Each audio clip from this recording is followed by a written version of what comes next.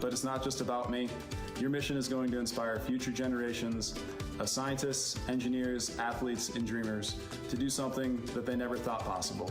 Hey, it's Roy Wood Jr., and I want to wish the Artemis II crew a happy and safe journey to the moon, well, around the moon, to go around. I know what you're doing. You got to look for a parking space. This is to go around the moon, make sure somewhere to park, and then you park journey.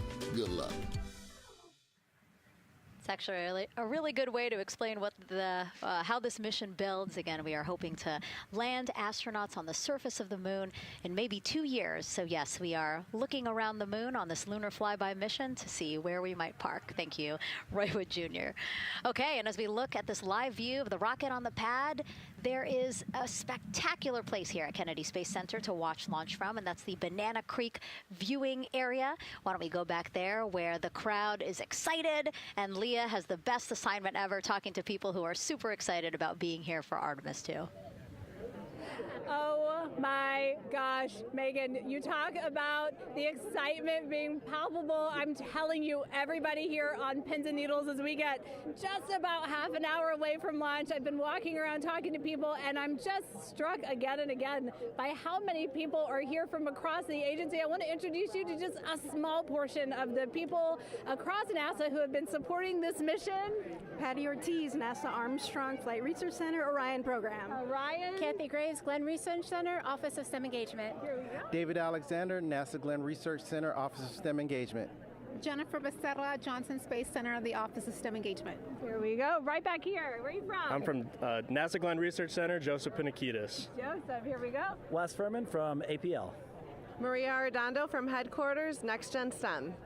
Mark Robinson, Stennis Space Center, Commercial Space. Amira Flores, Armstrong, Office of the STEM Engagement. Molly Kearns, NASA Glenn, Space Communications and Navigation. Matthew Pierce, Goddard Institute for Space Studies in New York City. Here we go, and right over here. Lauren Ring, Ames Research Center, Data Integration. So we're coming together. We're one big NASA team, one big NASA family, and we have one major message before we launch tonight. Okay, guys, what are we going to say? 1, 2, 3, go Army!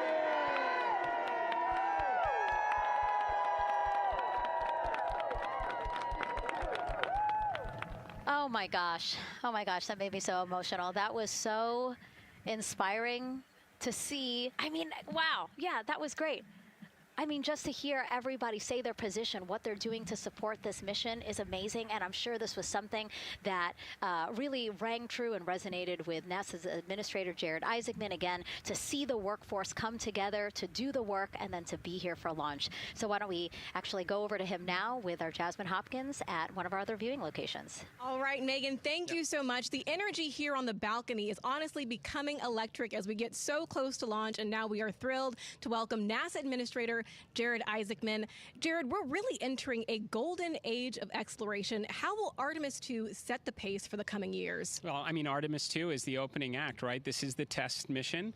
This is getting very comfortable with the SLS rocket, the Orion spacecraft. No humans have ever flown on this before, right? And we're going to put it through its paces. We'll go into Earth orbit for a little bit, make sure Orion's doing okay, and then we are sending them, right? We're going to send them farther into space than any humans might have gone before, 250,000 miles away, and it's going to set up for the subsequent missions. That's why we're going into the golden age of science and discovery right now, because you're going to see a moon rocket launch in 2027 when we do our testing with the lander. We're going to go for the landing on Artemis IV in 2028, and in parallel, we're going to build the moon base, right? And that is going to be filled with science discovery and tech demonstrations that's going to support the enduring presence we're trying to create on the surface. Absolutely. So honestly, history-making years ahead of us, you know, with Artemis 3 and 4. But first is Artemis 2. What will be our single greatest takeaway from this mission? Well, I'll tell you, I mean, after ignition, to me, the moment that I'm going to be most excited for is splashdown. There's no question about that. Good shoots coming down off the West Coast. But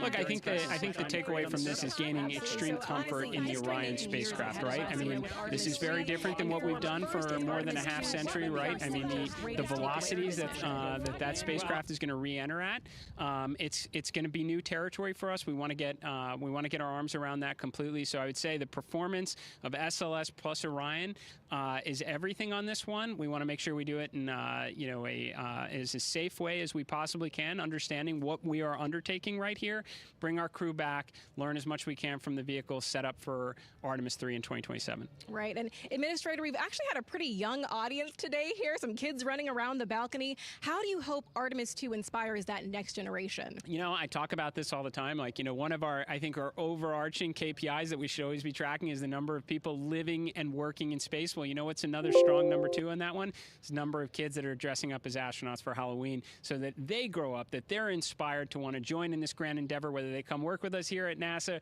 or they join in industry, but they're helping humankind venture out farther, pursue all the secrets of the universe. Yeah, I think we'll see a lot of kids dressed as astronauts this year. And finally, Jared, you've really made it a personal mission to get to know the people behind the work at NASA.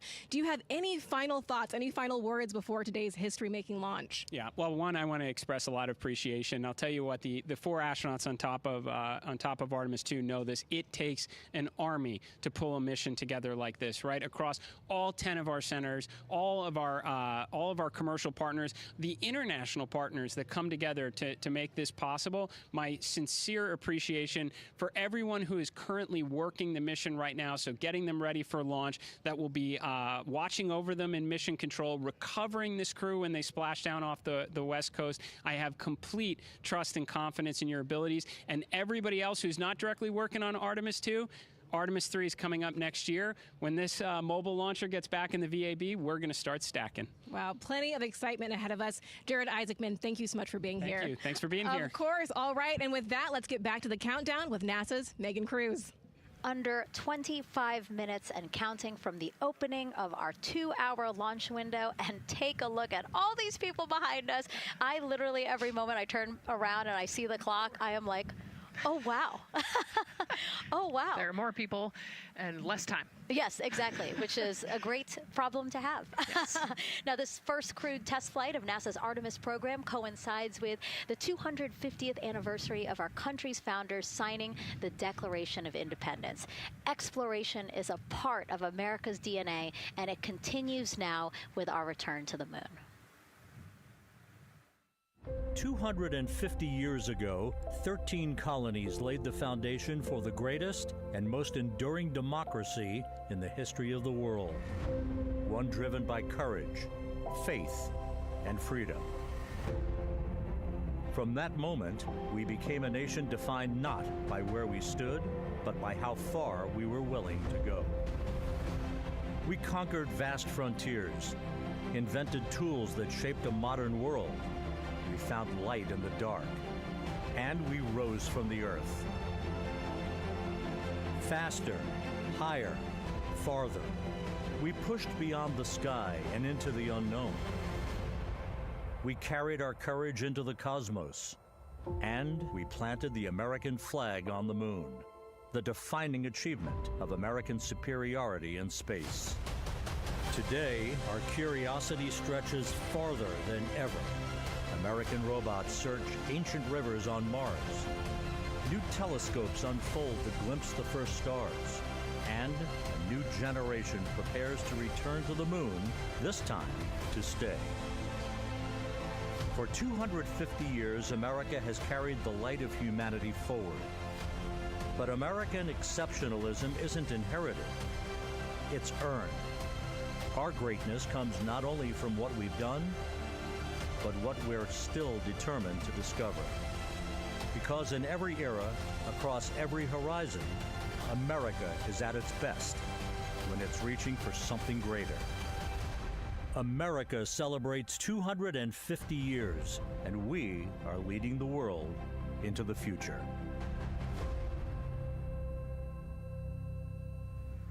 22 minutes, 15 seconds and counting from Artemis II, NASA's boldest test flight in a generation. The crew has said this often, that they hope it inspires children around the world. And recently, a group of kids here at Kennedy Space Center got a surprise of a lifetime while watching that rocket roll to the launch pad. So tell me what color it is. And who's going to be on that rocket?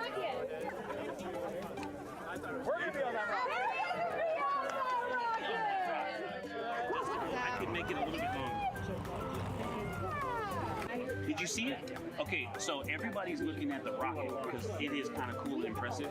One of the coolest things happening over there right now, though, is it's on top of a giant tractor. Doesn't all food come in like tubes? It's in these like little plastic bags, and you have to like rehydrate it. Sushi. There's not. I haven't seen sushi in space. It's probably hard to keep that back. Sushi mashed together. My favorite part was this one little girl. She had a question. She had patiently held her hand for a long time, and Christina turns to her and says, "Okay, what's your question?" She just goes, "I forgot." It was like, that's a perfect little kid moment. I just love. Wait, are you my mother's cartoon astronauts? What? Say that again? Never mind. It's a little hard to say. Go Artemis! These two, yeah. You can put it on. Yeah. There you go. I like your dabbing astronaut back there. It's just so fun to see the enthusiasm, the energy, and a little bit of chaos. 3, 2, 1.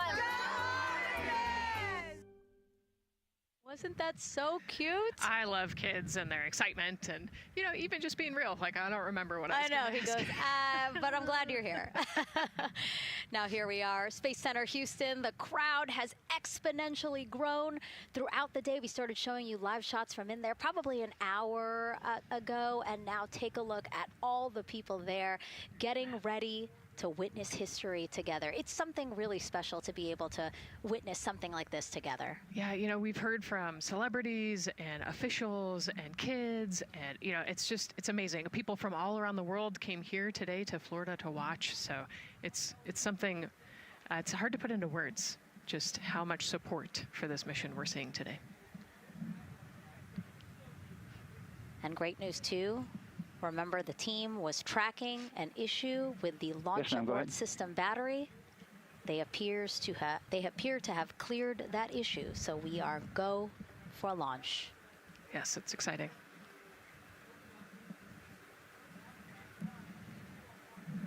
U.S. Space and Rocket Center here, Huntsville, Alabama, waving to the Artemis II crew sitting right there inside Orion. Inside of 20 minutes from the opening of our launch window, and right now we are targeting the top of that launch window, so we could be launching here in about 19 minutes, Nicole. Wow, I don't know if I expected this today. I'm excited, and, you know, I'm glad they were able to clear the problem with the battery on the LAS, and everything has gone really smoothly today. It's been great. The weather cleared up. It's a beautiful day for a launch. And so now, as we are so close to possibly launch now, just what are your final thoughts as we are about to embark on a mission back to the moon, the first time in more than 50 years? Yeah, you know, just so proud of the crew and all of the teams here on the ground that made this happen. You know, they are carrying the torch from the Apollo era into the Artemis era. And, you know, as the crew likes to say, they want to be the shoulders that the next generation. And let's see, GLS, can you help us with that, please?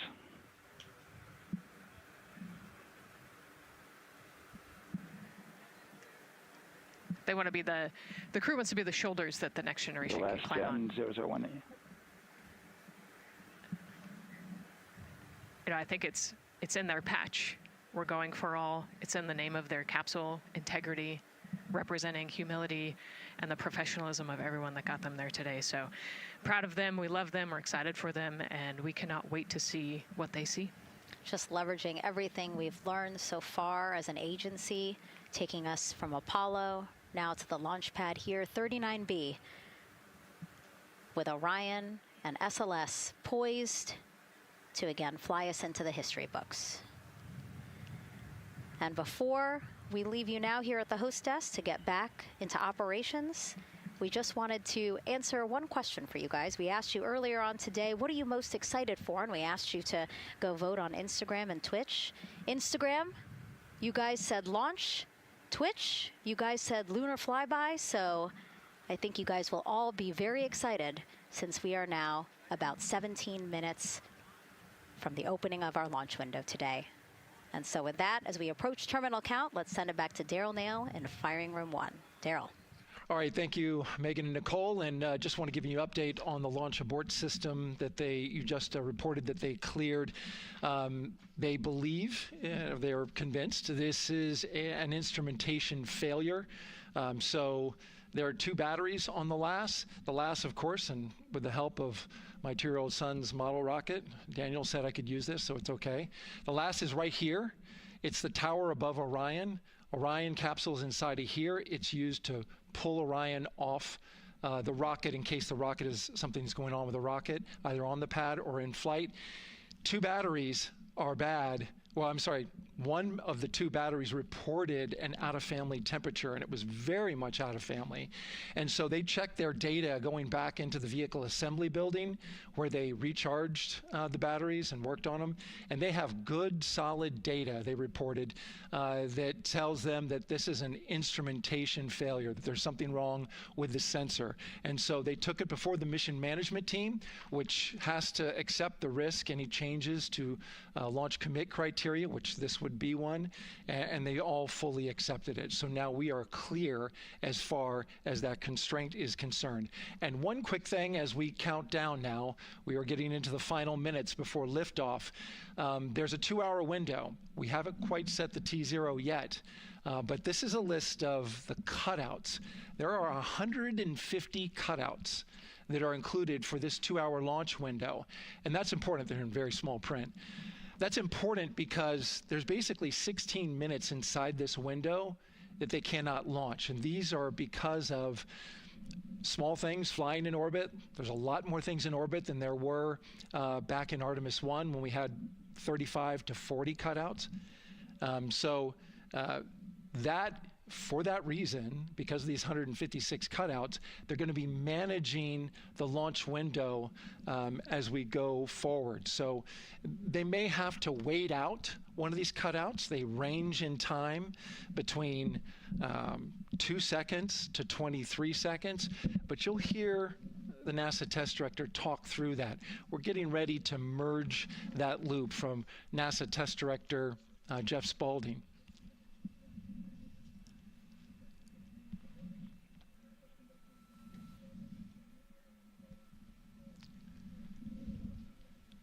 And so now I'm listening to the launch team get ready to merge their operational channel.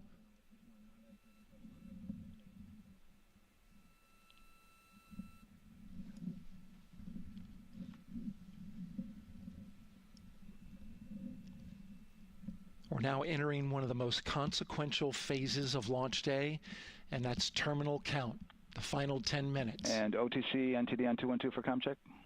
Good, comm. How me? I hear the same. STC? 2. GTC?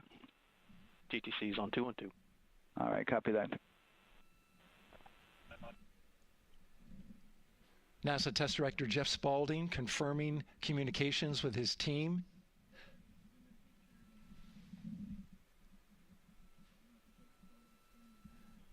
There will be 2 polls that we'll hear. One from Spaulding, the NASA test director, confirming the ground systems and the launch team are ready to proceed. At this point, we have a clear board, no constraints, but we need confirmation from each individual on the NASA test director team. So we'll hear him poll his team. The other poll that we're waiting for is the poll from Launch Director Charlie Blackwell Thompson, who will take that final status from NASA management before giving the go to come out of a hold. And you're seeing the clock count down at L minus 12 minutes. CCL, OTC, Orion, RS1. CCL. Yes, sir. Reconfigure ARS primary loop ISO valves. Copy, that's in work. And CDR, OTC, Orion, RS1. Go. ARS loop ISO valves are being closed at this time. Integrity copies. NGDLP. Go. Yes, I had a discussion with sea ice and with MER manager regarding the observation the sea ice had a few minutes ago. They were able to confirm with BCI photos that the condition that they observed has been there since 2025. MER manager has had a chance to review the findings, and they do not have any constraints from either a sea ice or MER manager perspective. Okay. Copy all. And Launch Director, NTD, you copy? Yes, sir. I copy. That's good news. OTC CCL 212. OTC. ARS primary loop isolation valve configuration is complete. Copy.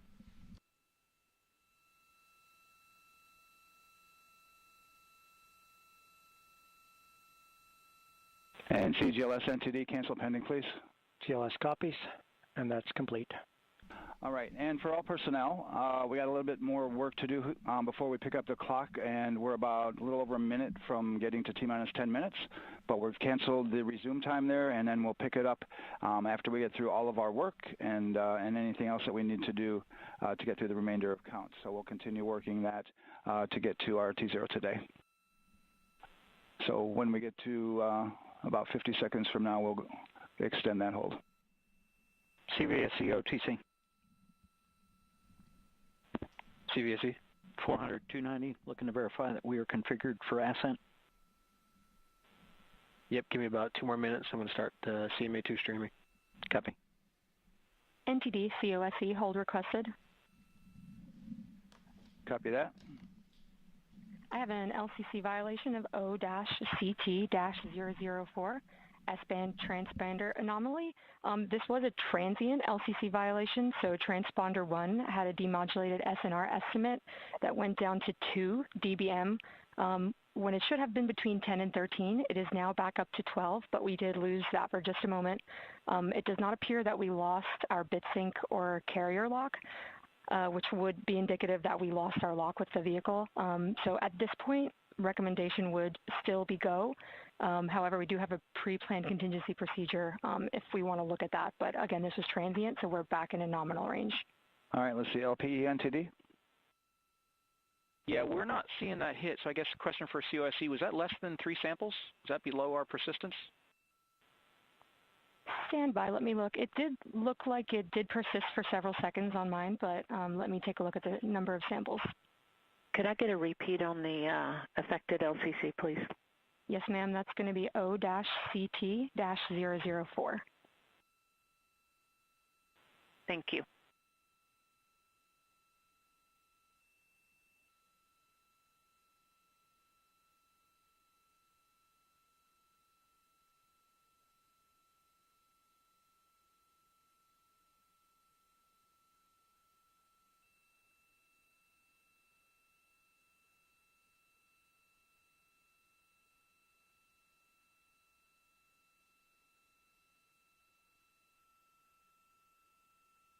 Yeah, us taking a look at the data right here, looks like that was a single sample. Yeah, copy that. RFTS does report that they also lost lock for about 5 seconds. So I would love to ask KUS and see if they also lost lock with the vehicle for any extended amount of period.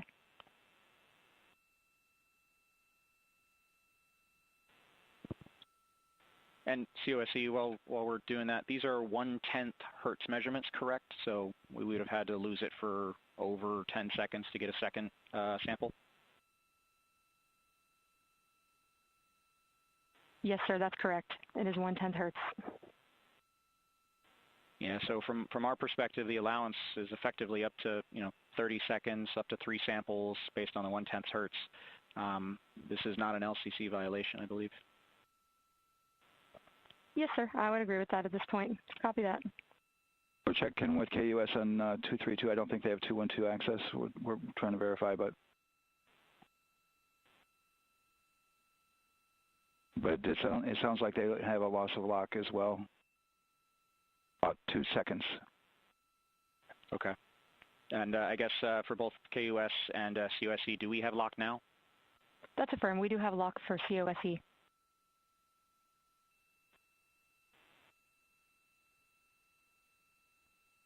Yeah, so from the integration console perspective, we did have a temporary loss there within the allowable, and per the requirement, let's go. And this is Houston Flight. We have lock and we have good telemetry here in GSE. And KUS is reported to they have good lock now. So with all of that, OSC, then are we in a go configuration per your LCC? Yes, sir. Recommendation would be go. Okay. LP, you concur with that? Yes, sir. LP concurs go. And Launch Director? Yes, sir. Launch Director concurs go. All right, and I'm going to go ahead and just verify everybody has everything else complete, Launch Director, and if we do, we'll be ready to pick up the poll at that time, unless there's something else that you're aware of. No, sir. Let's verify all our work is complete, and I would like one last check of our constraints list. All right, let's see. OTC, are you still waiting for ComConfig, or are you complete? That is affirmed, sir. Okay, is that your only open item? Yeah, OTC, this is CVSC. That 400 step 290 is complete. Copy. Okay, so OTC, you're complete with all of your work? That's affirmed. All right, copy that. STC? STC is complete. And GTC? GTC is complete. Okay, excellent. All right, and LPE, just want to verify we have no open constraints at this time. No open constraints. We have a clear board, sir. Okay, tracking the same here. And Launch Director, with that, we are clear and ready to pick up the launch readiness poll with your go. All right, sir. I am go for the poll. All right. And for all personnel, this is the NTD conducting the Artemis II launch readiness check. Verify ready to resume count and go for launch. OTC. GTC is go. STC. STC is go. GTC. C's go. MCO. CO's go. Safety Console. The Safety Console is go. LPE. LPE's go. RTD. RTD's go. Houston Flight. Houston Flight is go. ROC. ROC is go. And CDR. Crew is go. Copy that. Thank you, Reed. And Launch Director, NTD, our launch team is ready to proceed at this time. All right, NTD, I copy all. At this time, I'll perform my poll. Attention on the net. This is the Launch Director performing the final poll for launch. Verify no constraints and go for launch. EGS, Program Chief Engineer. Artemis Chief Engineers are go. Copy, thank you. EGS, Chief Safety Officer. The Artemis CSOs are go. Copy, thank you. Range Weather. Launch weather is go. Thank you, LWO. And Artemis MMT Chair. MMT's go. Thank you, John. And Integrity Launch Director. Good air your voice, Charlie. PLT. Thank you, Charlie. This is Victor. We are going for our families. MS1. This is Christina. We are going for our teammates. MS2. This is Jeremy. We are going for all humanity. All right, Charlie, your Artemis II crew is go for launch. Full send. I copy that. Reed, Victor, Christina, and Jeremy. On this historic mission, you take with you the heart of this Artemis team, the daring spirit of the American people and our partners across the globe, and the hopes and dreams of a new generation. Good luck. Godspeed, Artemis II. Let's go.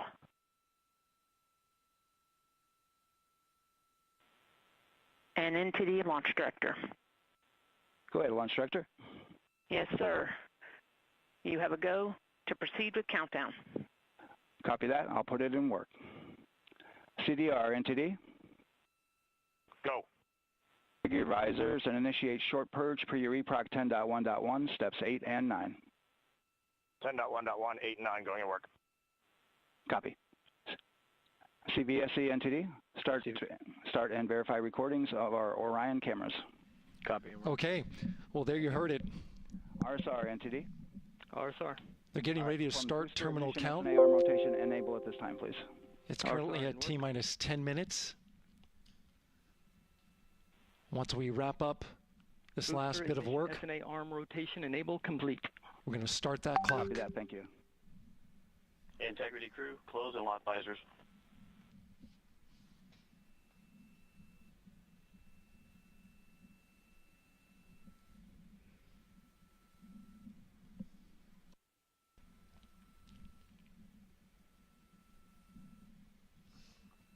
You heard an issue, worked in real time with telemetry lock on the Orion. It was transitory. It was very short.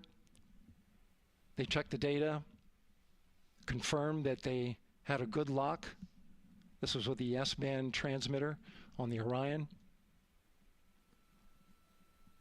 Worked through that issue, looked at the data, and cleared it. All with the world watching. Impressive work by the launch team. So we have a 2-hour window, which starts in just a few minutes at 6:24 p.m. Eastern Time and goes until 8:24 p.m. Eastern Time. And ECL NTD will be waiting for your verification on the short purge. ECL copies. And for all personnel, once we get that short purge verification, we'll verify that we are clear to go, and then we'll proceed with the terminal count.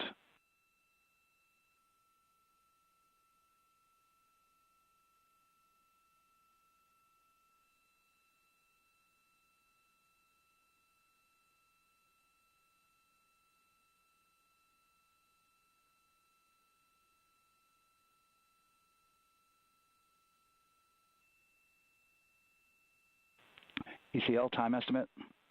About a minute. Copy.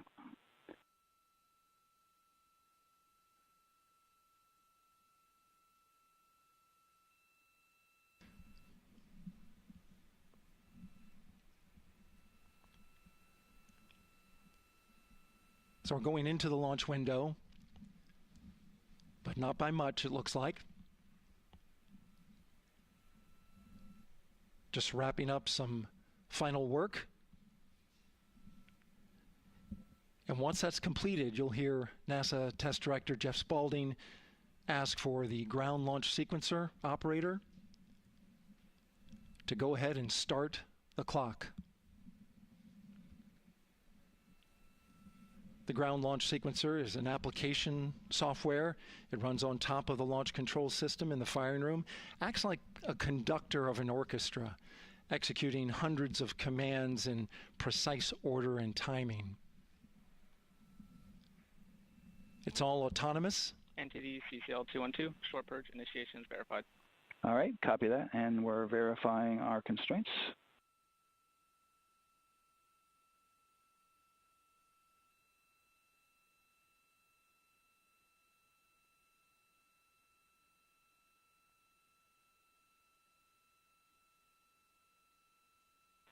All right, and we're clear from cutouts.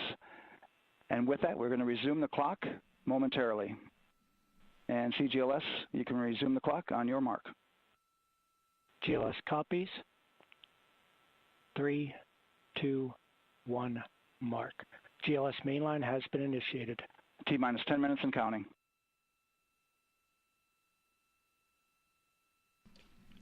And that begins terminal count. Our new T0 is 6:35 p.m. Eastern Time. 6:35 p.m. Eastern Time. We are now counting down to liftoff of Artemis II.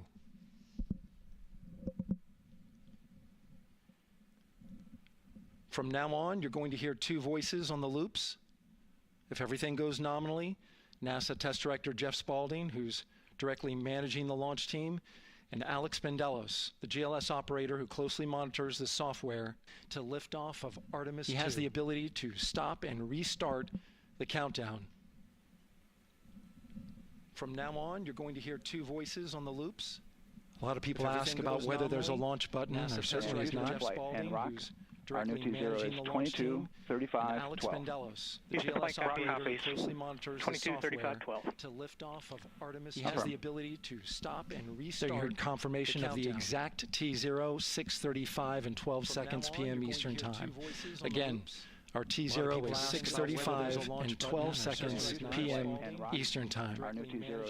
But as I was saying, there's no launch button. This is autonomous.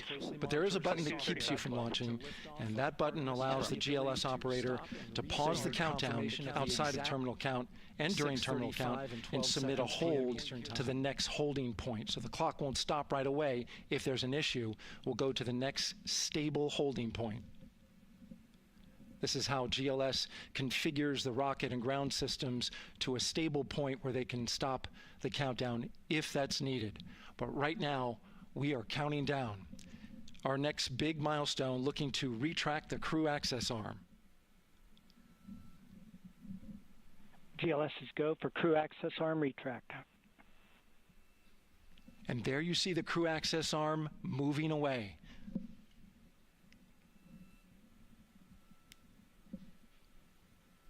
That's the path that the astronauts took to ingress into the rocket.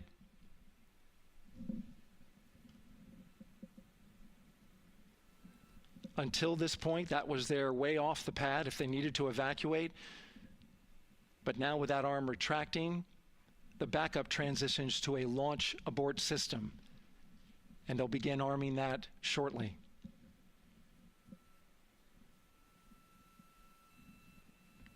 Of course, the launch abort system, great shot there of the crew access arm retracting away. The launch abort system is the tower at the top, and that's what would pull Orion and its crew off the top of the rocket in case of an emergency, whether it's on the ground or in flight. This is critical safety hardware that protects the lives of the astronauts.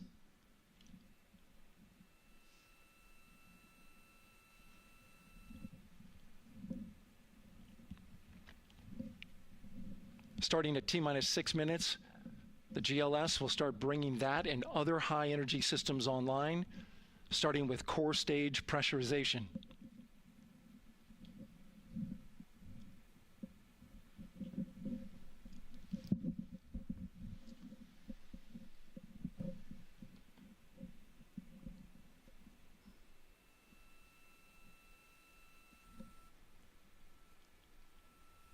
Weather is 90% go, the range is go, all systems are go.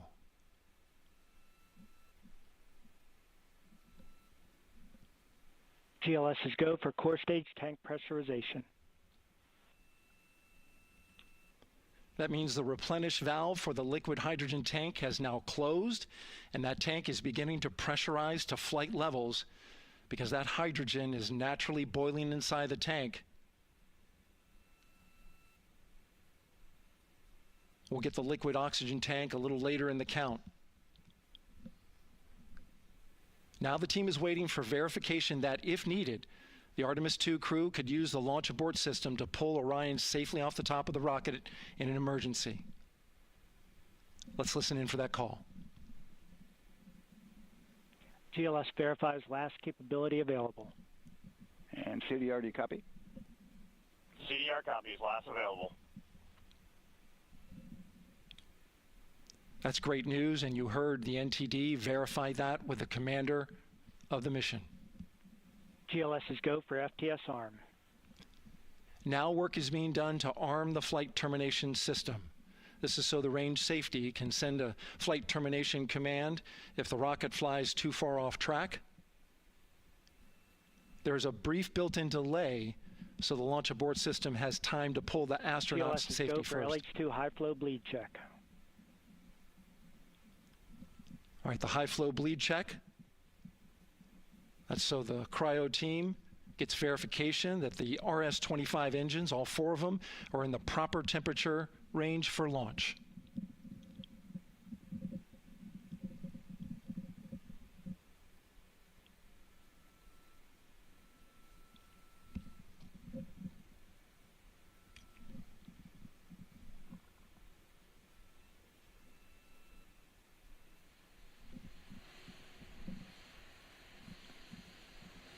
GLS is go for core stage APU start.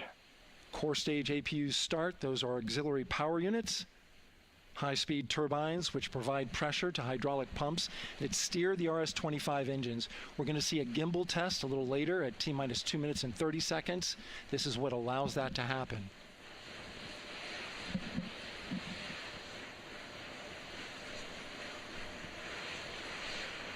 Coming up in about 20 seconds, we're listening for go for purge sequence 4. That's a helium purge of the 4 core stage engines downstream of the propellant valve. This gets all the air and moisture out of there.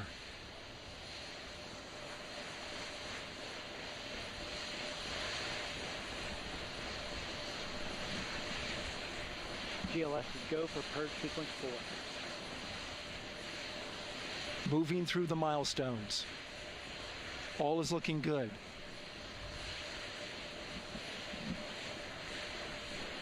Coming up in just a few seconds, we're going to get that thrust vector control actuator test. This is a gimbaling of the engines.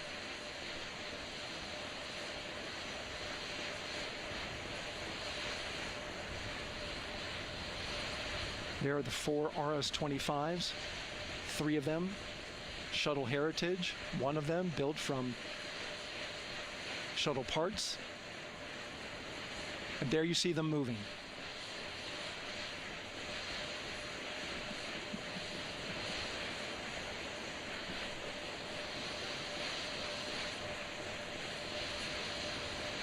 Now we're going to start moving the power from both the upper stage and the lower stage of the rocket to internal, taking ground power away and now going to battery power.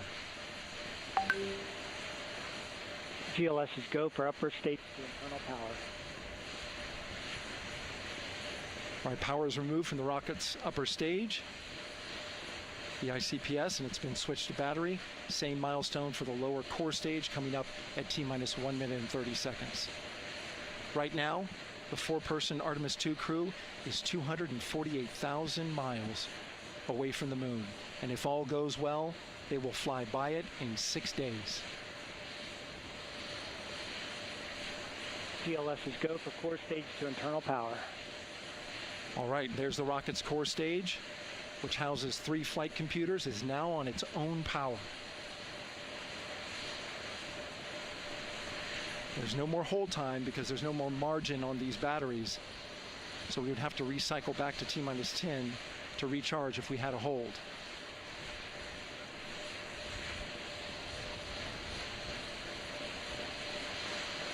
One minute. Right now, the rocket does not know what the T0 is, but coming up at T-minus 33 seconds, control shifts from the ground launch sequencer to the rocket's onboard autonomous launch sequencer, or ALS. The rocket will count itself down, but honor any holds that could come from the ground. Now, shortly after liftoff, Houston will take control of the rocket, and my colleague Gary Jordan will take over commentary. GLS is go for ALS. Great call out. The rocket is on its own. 4 brave explorers ready to ride the most powerful rocket NASA has ever launched. Sound suppression water is flowing. 15. And here we go. 10, 9, 8, 7. RS-25 engines lit. 4, 3, 2, 1. Booster ignition. And liftoff. The crew of Artemis II now bound for the moon. Humanity's next great voyage begins. Good roll pitch. Roger, roll pitch. Houston now controlling the flight of Integrity on the Artemis II mission around the moon. Integrity, AMT high. AMT high. On time passing 30 seconds into the flights. Integrity passes the alternate beacon. Target milestone. Mission Control Houston seeing good performance on the 4 main engines. Space Launch System core stage. Integrity, 3 miles in altitude. Traveling more than 1,200 miles per hour.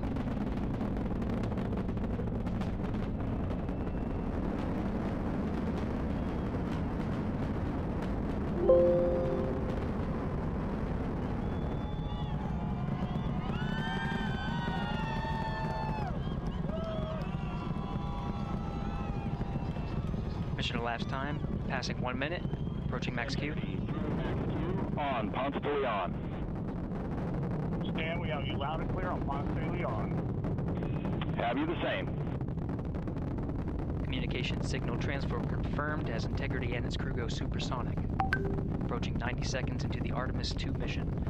Integrity is 14 miles in altitude, 8 miles downrange, traveling more than 2,600 miles per hour.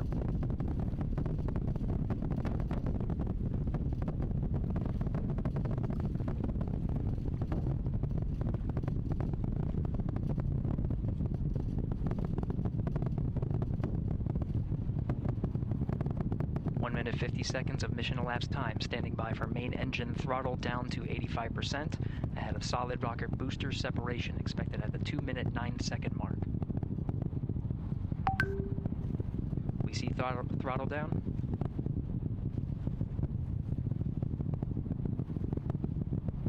Confirmed separation. Main engines throttling up, guidance converged.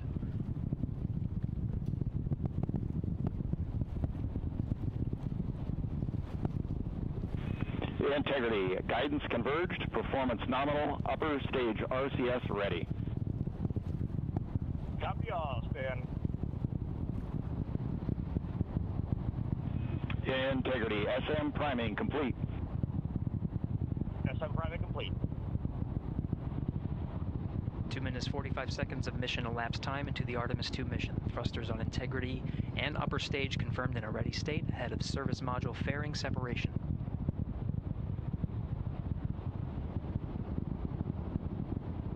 Minutes into the flight. Integrity 49 miles in altitude, 78 miles downrange, now passing 5,000 miles per hour.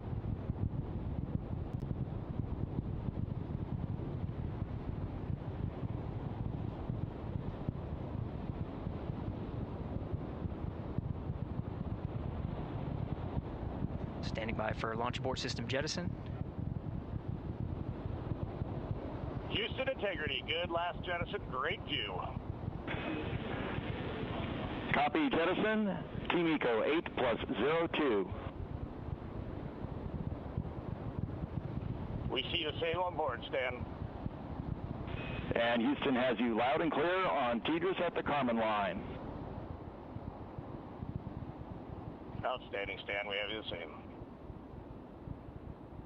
3 minutes 50 seconds into the flight of Artemis II, Wiseman, Glover, Cook, and Hansen cross the boundary to space with good comm checks. GPS signals acquired after last jettison now working on internal checks to verify accuracy. Flight Dynamics Officer analyzed the time of main engine cutoff, confirmed at 8 minutes 2 seconds, time of MECO.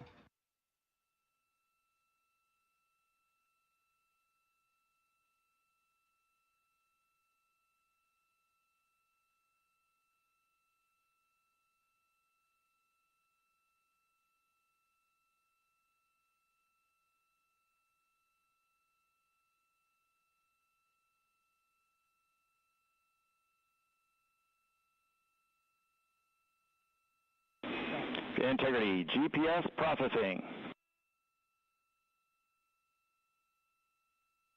Outstanding, Stan. We see the same, and we have a beautiful moonrise. We're headed right at it.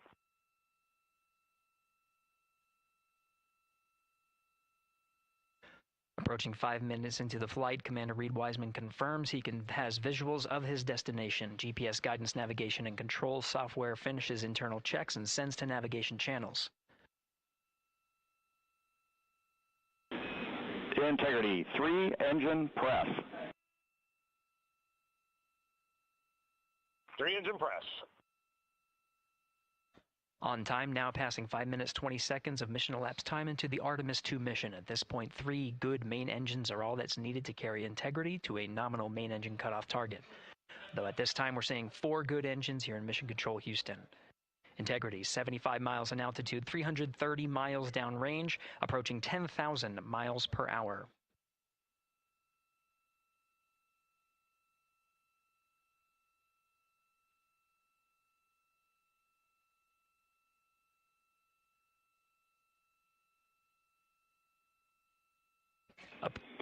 Integrity, looking good at 6 minutes. Same on board, Stan.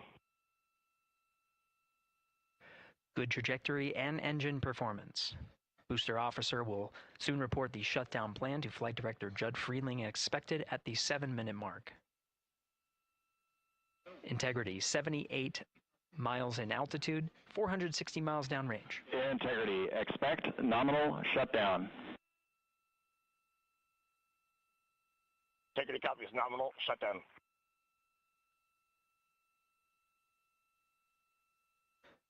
Six minutes 40 seconds of mission elapsed time. Shutdown plan is as expected. Again, the time of MECO was confirmed at 8 minutes 2 seconds into the flight.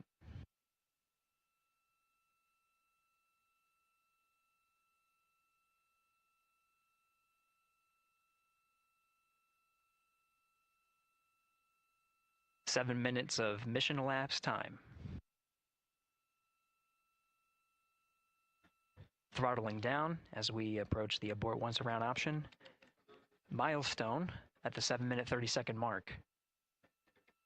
Now 84 miles in altitude, 650 miles downrange, traveling more than 15,000 miles per hour. Integrity, AOA open. AOA open. The window is now open for an abort once around option that would target splashdown in the Pacific Ocean. Still following nominal ascent at this time.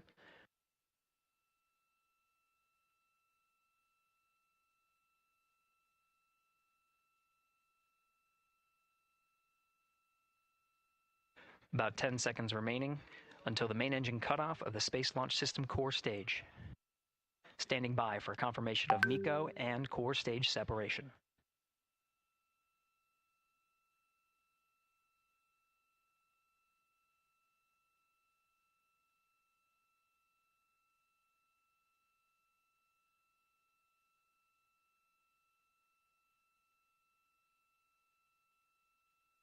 Integrity and nominal MECO, core stage separated.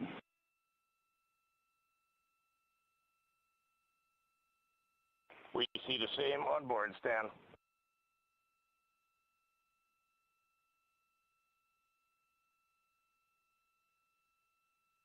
Eight minutes, 40 seconds into the flight, we have a nominal main engine cutoff heading in the right trajectory on the way to swing around the moon. Core stage has separated, done its job. The Space Launch System upper stage, the interim cryogenic propulsion stage, or ICPS, still attached to the Orion spacecraft.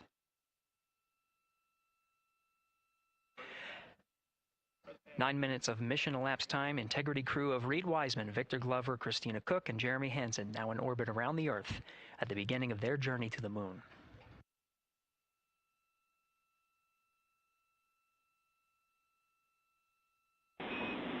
Integrity Houston, looking ahead to PRM numbers so far per the pad.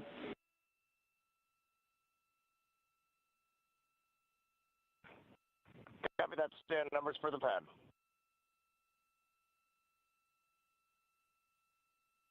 Capcom Stan Loves now reminding the crew that the perigee raise maneuver time of ignition is as expected prior to booster ignition.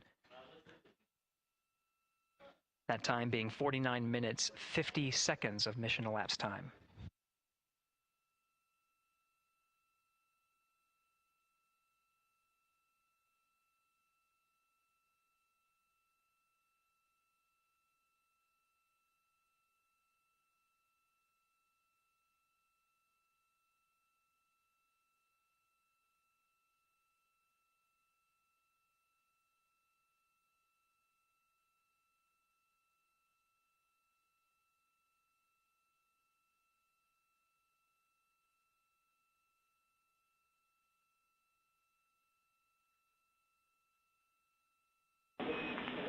Integrity, good. NEDS deploy.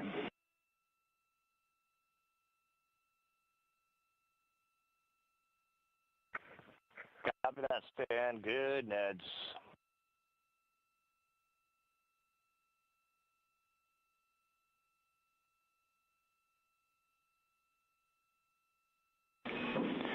And Integrity Houston for PWD setup. Just a reminder, halfway open on the secondary.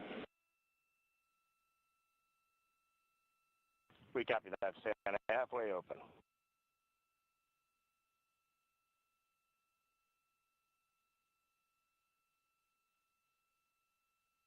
Passing 11 minutes of mission elapsed time. Here, overhearing the conversation between Capcom Stan Love and Commander Reed Wiseman, already passing some milestones. We have a good nozzle extension deployment system. That is confirmed. Complete. We also have the visors are confirmed up, now past the dynamic phase of flight, that is ascent.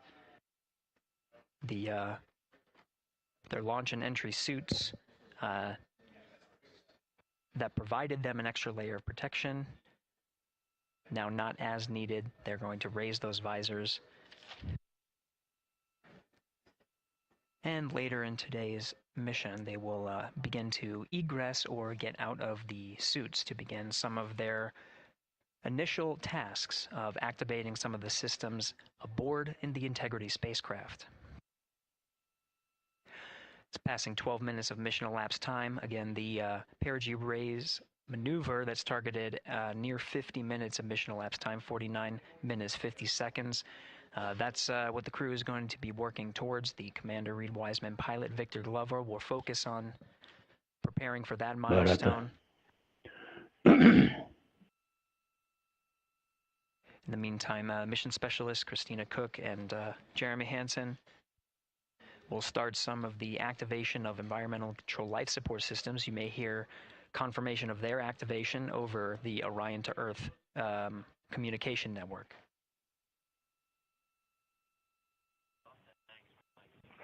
Houston, C3 aux power back in auto. Copy C3 aux, and we're 2 minutes to maneuver.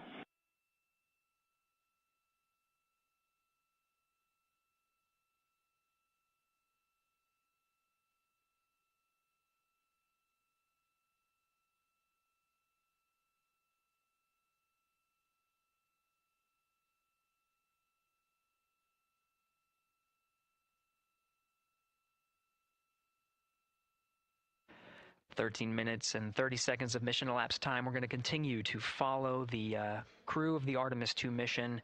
They are beginning their journey around the moon to verify the systems that will take us to its surface. An incredible ascent. Artemis II is underway. Reed Wiseman, Victor Glover, Christina Cook, and Jeremy Hansen begin their journey to the moon. Still milestones to come up as we await solar array deploy and the critical burns that will get Integrity into high Earth orbit around the Earth before engines are fired to get us around the moon. We'll keep tabs on Integrity and its crew from here in Mission Control Houston.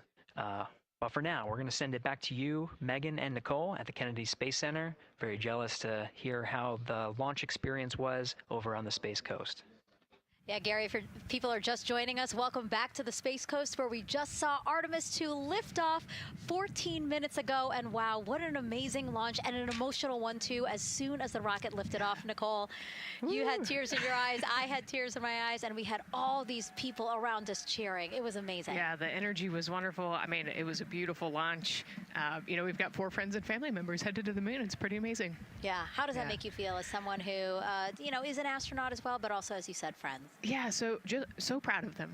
You know, man, we don't have the words in the English language to describe this kind of an event, and pride, love, so many emotions. You know, they are truly breaking some barriers, and hopefully, you know, as Gary just said, they've got a long day ahead of them, so wishing them well on everything. But so far, what a beautiful launch to watch. Yeah, to be returning to the lunar orbit in more than 50 years. Maybe they go farther from Earth than any other humans before them. Maybe they see parts of the moon that we've never seen before. I mean, what a great start to what could be all of these milestones that we break in just a 10-day mission. Yes, what a way to welcome in the Artemis generation. Yeah, how do you feel? I mean, we saw some beautiful shots we were covering of course, the rocket, of course, the Earth falling away as we continued up into our ascents, but also some of those crowd shots where we saw young and old just emotional, overcome by this history-making moment. Man, we are going back to the moon for all, and we saw that today. We saw that in all the crowds. And yeah, you guys just saw that view, the sunrise or sunset, I guess. They just made it over the crest of the Earth, and you could see the sun peeking over. One of my favorite views from space. And I can't imagine what they're looking at now, and I can't wait to see what they're looking at in about 5 or 6 days. Yeah, and you know, I know a lot of people are like, you know what, I'm surprised this launched on the first try, because we know, like any little thing, we have to be keeping safety in mind, and we want to make sure we're ready to go. But we were ready to go, and I think it surprised a lot of people. What a wonderful surprise on this Wednesday evening. It did, you know, and it kind of surprised me as well. But you know, it's just a testament to the team here that has been working so hard on Artemis. You know, Artemis 1, we learned a ton of lessons. We learned a ton from the wet dress for Artemis 2. We were able to go in, fix those things. We even had a couple mishaps today, not mishaps, but a couple, you know, anomalies today that the team creatively came up with solutions for. It's just a testament to the teamwork that gets us to the moon. And so we can continue to watch Christina, Reed, Victor, and Jeremy on their way now to the moon in Earth's orbit and awaiting the next in-flight milestones, deploying Orion's solar arrays. So why don't we get back in with Mission Control and Gary. Hey, thank you, Megan. Again, we're following along in the action. It is a long day. They have a number of procedures they need to get to immediately in their timeline. And Integrity Houston, cross-tie is on board per the ETSI-DEM. We copy Houston. Thank you.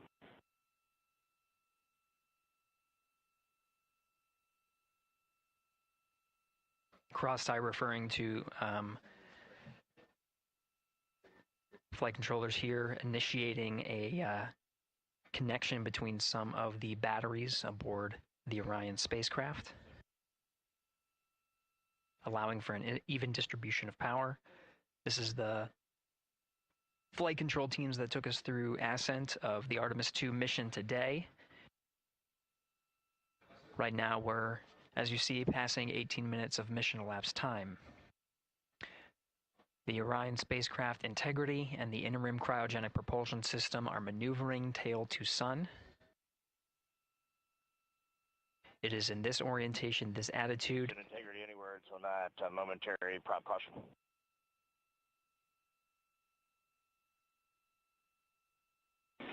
And Reed, no action. We're looking at it.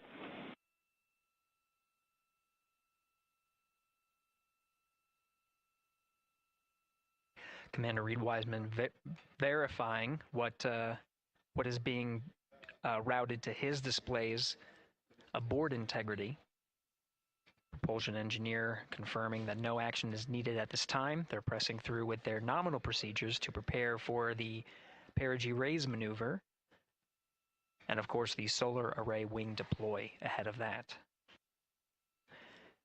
The solar wing deploy is a critical milestone. We'll continue to have our coverage follow the mission until that deployment. A successful launch is just the beginning. The deployment of the solar arrays and successful confirmation that those solar array wings are drawing power is a significant milestone and says to the flight control teams that we will continue on today's mission. Power needs to be drawn to continue through some of the next milestones. Until then, the AOA open option that was called up upon ascent, the aboard once around, is the current option, and aboard to orbit option ATO will be switched to a preferred mode at the time that the solar array wings are deployed and latched. It gives the flight control teams a little bit more flexibility. Integrity Houston, update on TDRS handover for your pad.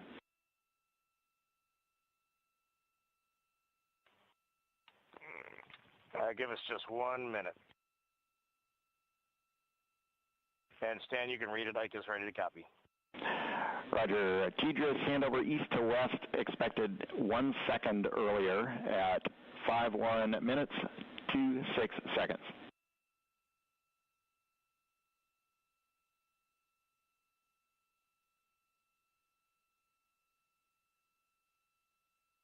All right, Stan, we copy 1 second earlier for 5126 TDRS east to west, and saws are starting to deploy. Thermal knives are firing. We concur. Thanks for the report.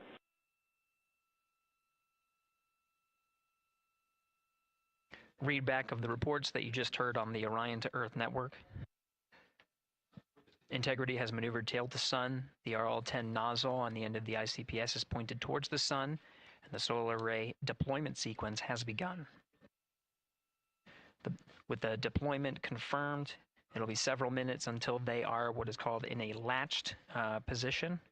Once they are latched and confirmed to be drawing power, they can switch the mode to ATO and continue along the mission.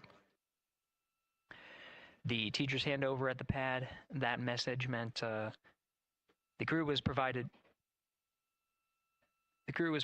some preliminary numbers of when to expect handovers between the tracking and data relay satellites.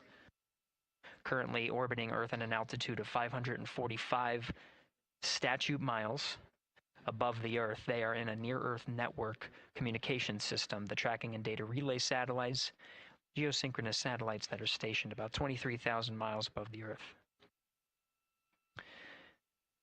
After the apogee rays burn, that occurs later today, the burn itself will put them in an altitude that surpasses the range of the tracking and data relay satellites, and they will transition to the deep space network today. And integrity for prop messages, we see 2 temperature measurements right near the line. It's that momentary message you saw earlier. We're going to suppress those.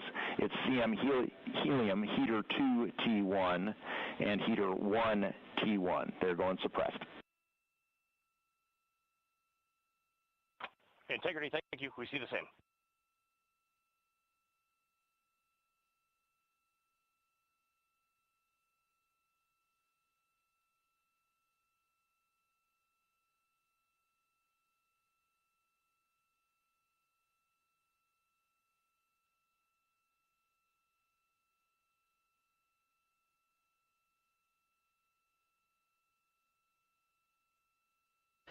This is Mission Control Houston, passing 23 minutes of mission elapsed time into the Artemis II mission.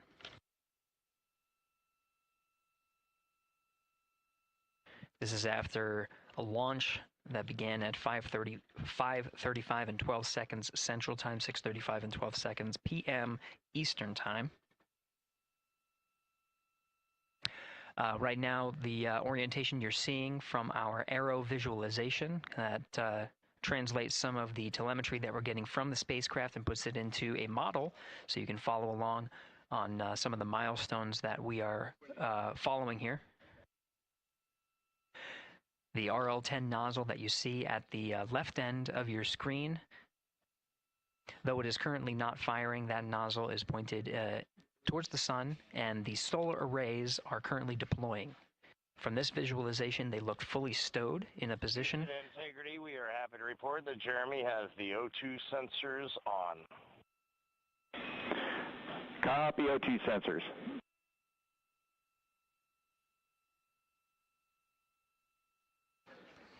Again, Commander Reed Wiseman and pilot Victor Glover overseeing the deployment of the solar arrays.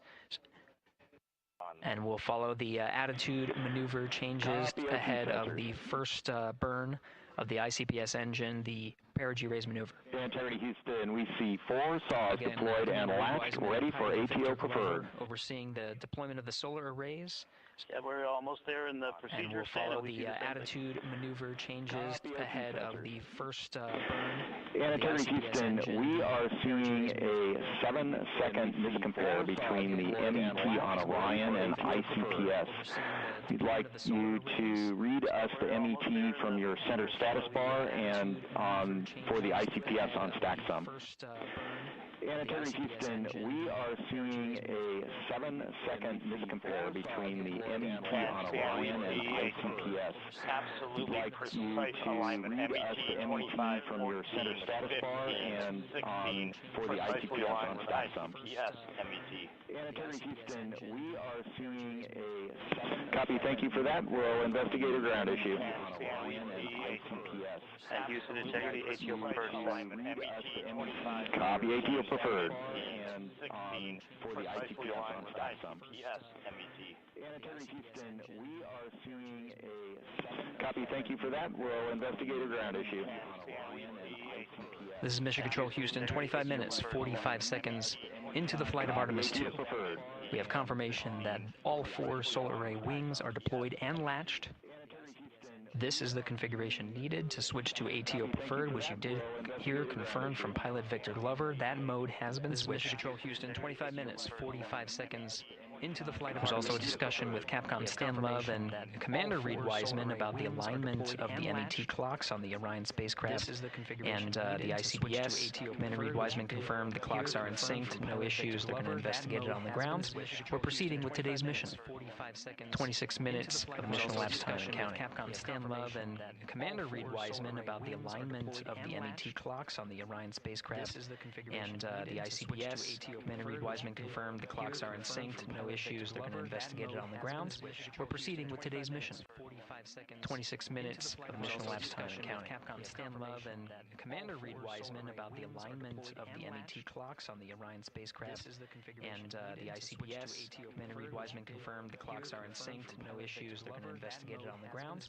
We're proceeding with today's mission. 26 minutes of mission elapsed time and counting. Capcom Stan Love and Commander Reed Wiseman about the alignment of the MET clocks on the Orion spacecraft and the ICPS. Commander Reed Wiseman confirmed the clocks are in sync, no issues. They're going to investigate it on the ground. We're proceeding with today's mission. 26 minutes of mission elapsed time and counting. Capcom Stan Love and Commander Reed Wiseman about the alignment of the MET clocks on the Orion spacecraft and the ICPS. Commander Reed Wiseman confirmed the clocks are in sync, no issues. They're going to investigate it on the ground. We're proceeding with today's mission. 26 minutes of mission elapsed time and counting. Capcom Stan Love and Commander Reed Wiseman about the alignment of the MET clocks on the Orion spacecraft and the ICPS. Commander Reed Wiseman confirmed the clocks are in sync, no issues. They're going to investigate it on the ground. We're proceeding with today's mission. This is Mission Control Houston. We're approaching 28 minutes of mission elapsed time into the Artemis II mission. At this point, we've had a successful liftoff from the pad at 5:35 p.m. and 12 seconds p.m. Central Time, 6:35 and 12 seconds p.m. Eastern Time. At this point, we've had a successful liftoff. We've had a good main engine cutoff, core stage separation, and a good trajectory to begin today's mission. 5:35 p.m. and 12 seconds right now, the Central Time spacecraft has maneuvered tail to sun, Eastern Time. We're standing by for another maneuver to maneuver into the burn attitude. Main engine cutoff. This is where the RL-10 engine of the ICPS is pointed in the correct orientation for the perigee raise maneuver. Spacecraft has maneuvered. We did hear confirmation that the perigee raise maneuver time of ignition has been confirmed per the pad, which means it was the predicted time prior to liftoff. Integrity for GNC, we're taking channel 1 to unfiltered and to BFS. Perigee raise maneuver. Spacecraft has maneuvered. We did hear confirmation that the perigee raise maneuver time of ignition has been confirmed per the pad, which means it was the predicted time prior to liftoff.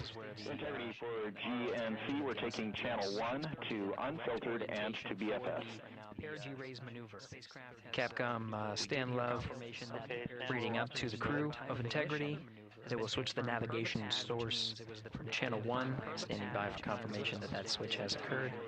Pilot Victor Glover will receive confirmation with, and is at least watching to confirm that that switch has occurred. Reading up to the navigation of Integrity. They will switch the navigation. Again, the channel 1 perigee raise maneuver that we're heading towards. Not too long from now, we're actually inside 20. The time of ignition of perigee raise maneuver. Integrity. They will switch to navigation. Again, we did have a successful deployment and launched of all 4 solar array wings. This is the configuration needed to commit to the perigee raise maneuver. Of course, flight controllers here in Mission Control Houston will continue to evaluate that everything is good before committing to that burn. The perigee raise maneuver does raise the perigee, the lowest point in the orbit, from 15 to 100 nautical miles. The 100 nautical mile mark is needed to continue in low Earth orbit and hit the target for the apogee raise burn. That will put them in a high Earth orbit for the remainder of the day and set them up for the right position to execute the translunar injection and head to the moon tomorrow. The burn duration of the perigee raise maneuver is 26 seconds. A relatively short burn, but it does raise the perigee and do the job to get into the correct position before firing that main engine on the ICPS. The pad had a teacher's handover. This is the tracking and data relay satellites. East to west, they are geosynchronous satellites that are positioned around the globe.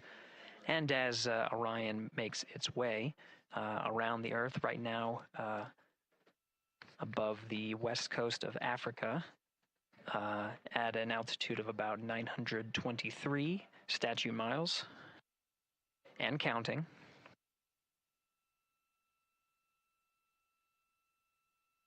The perigee raise maneuver is not executed at the perigee.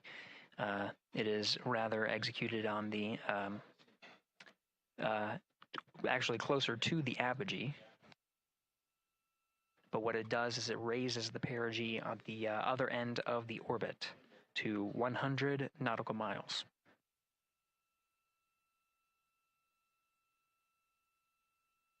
The 26-second duration burn does not conflict with the time that they've reported of the tracking and data relay satellite handover from TDRS east to west.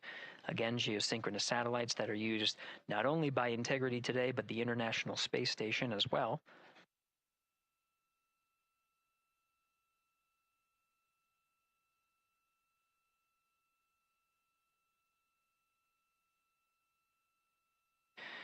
That time of handover is 51 minutes, 26 seconds.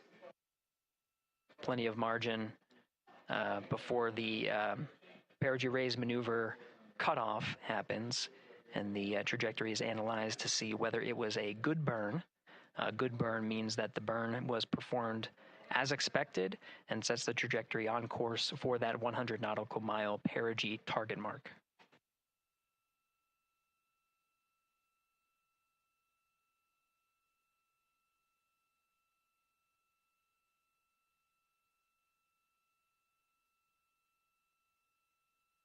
Again, for those sticking with us on NASA Plus and following along on our coverage, we will continue to follow and to cover the mission until, actually, we'll continue to cover the mission 24/7.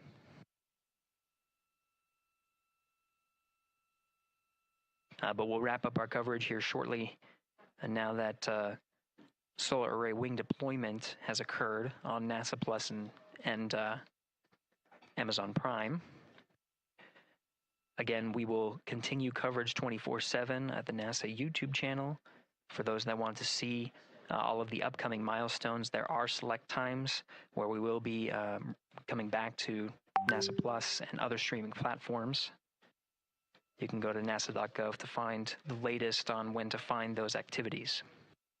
Given that this is an operational mission, we do want to make sure that we are maintaining transparency in the mission and providing you all the information on what's happening in space as Reed Wiseman, Victor Glover, Christina Cook, and Jeremy Hansen head on their mission around the moon.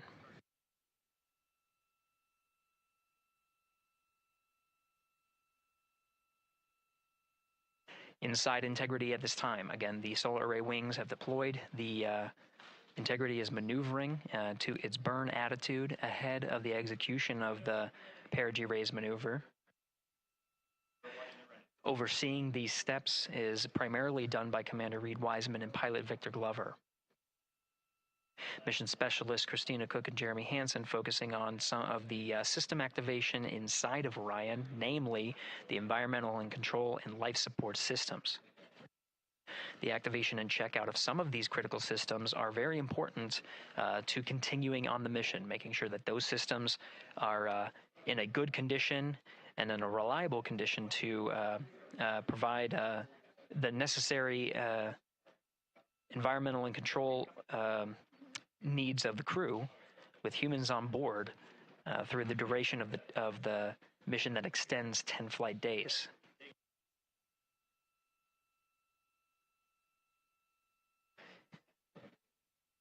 Standing by for an update to the perigee raise maneuver time of ignition.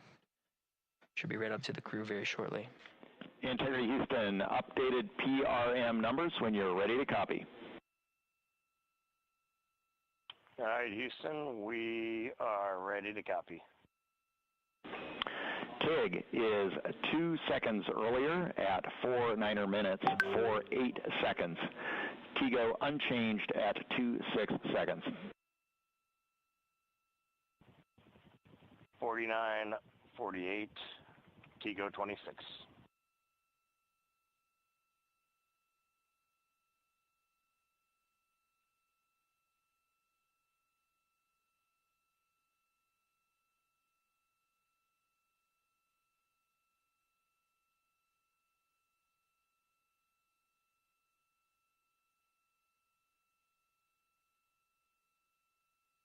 This is Mission Control Houston. With that update, we are approaching a little more than 13 minutes from the time of ignition of the perigee raise maneuver. That time, updated to be 2 seconds earlier, was 49 minutes, 50 seconds of mission elapsed time. Will now move to 49 minutes, 48 seconds. The duration of the burn, that's what was referred to as the T-go, will still remain at 26 seconds. Relatively short duration burn, again, just raises the perigee of the orbit today.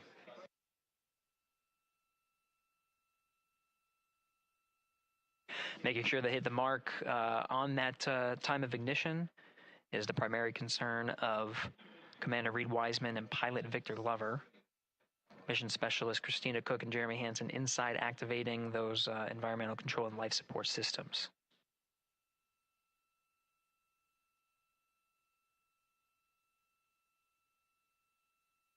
At this time, all 4 crew members are wearing the launch and entry suits. Integrity Houston, for Optimus on the PCD, we have time update instructions when you're ready.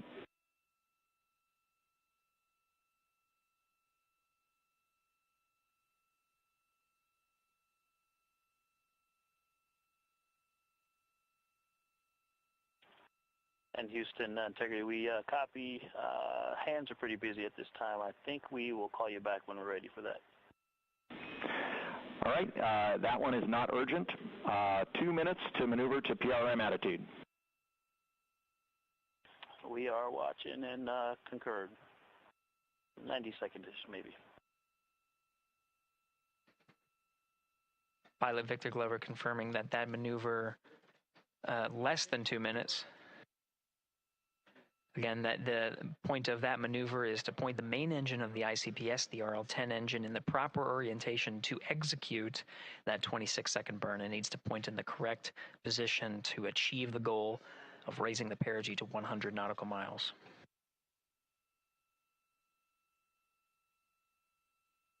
You heard some of the environmental control system activations over Orion to Earth. Jeremy Hansen activated the O2 sensors. They'll be measuring the cabin of Orion.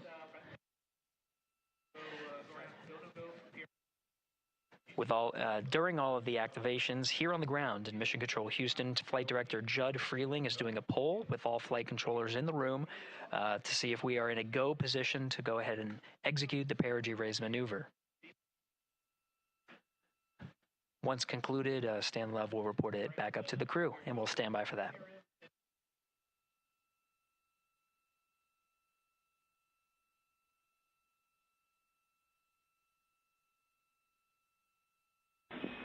Integrity Houston, MCC polls go for PRM pending attitude and saws.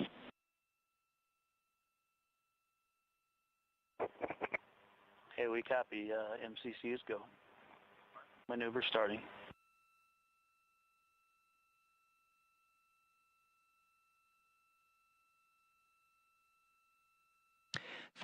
minutes of mission elapsed time. The maneuver to the burn attitude has begun. The maneuver also is paired with reorientation of the solar array wings that have been deployed. They will have various positions throughout the duration of the flight. Of course, solar array is meant to maximize the draw of power from the sun. So when deployed, we're in a biased solar array wing configuration that was called solar normal. This allows for the greatest surface area of the solar array wings to be drawing power and powering up those batteries of Integrity, of which a cross-tie was enabled between the 4 batteries, the 4 battery buses that are inside of Orion. However, for the perigee raise maneuver, the solar array wings will be put into a position to take on the loads imparted by the ICPS main engine when they execute the 26-second burn. You can see in the animation here, the solar array wings are in motion, and the attitude is being reconfigured to point the engine in the correct direction, those solar array wings being pointed forward.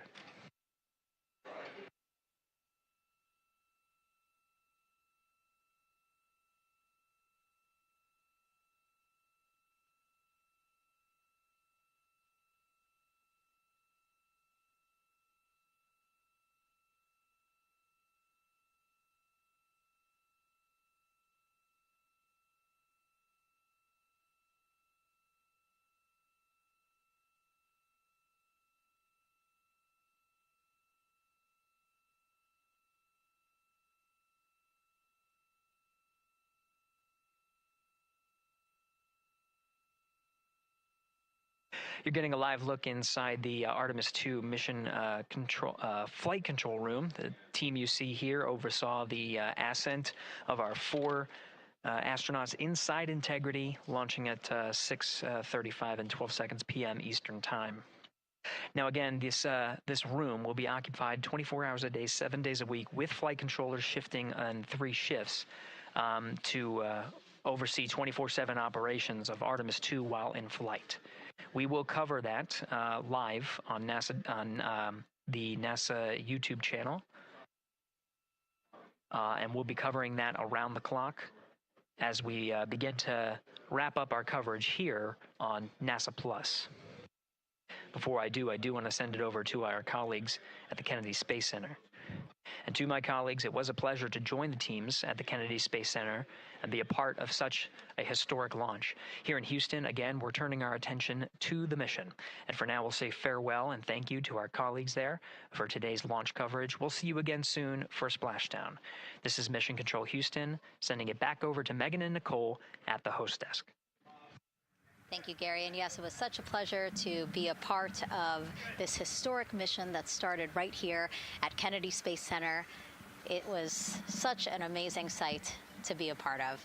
And now, as Reed Wiseman, Victor Glover, Christina Cook, and Jeremy Hansen begin their journey, we here at the Kennedy Space Center are about to wrap our broadcasts. We'll, of course, though, have 24/7 coverage with our colleagues at Johnson Space Center starting as soon as we sign off, so don't worry.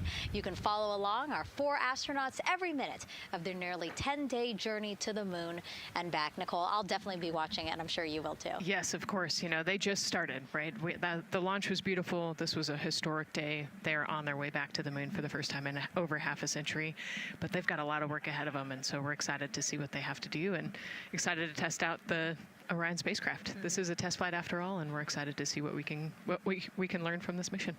Very humbling, inspiring. It was really amazing to be a part of this, and I'm so glad that so many people joined along by either watching here in person or watching online. And of course, Nicole, thank you so much for sitting through this, answering questions, adding so much context and information that really brought a lot out of what we saw today. Oh man, I had a blast. You're a rock star. You're a professional. This was great. Oh, you're great. So this was a wonderful day. Well, again, thank you so much, and thank you to you for watching at home. You know, tonight we didn't just launch a rocket, we launched the next chapter of human exploration. Our Artemis II crew now on their way back to the moon, and we're taking you with us. So thank you again for watching, and go Artemis II.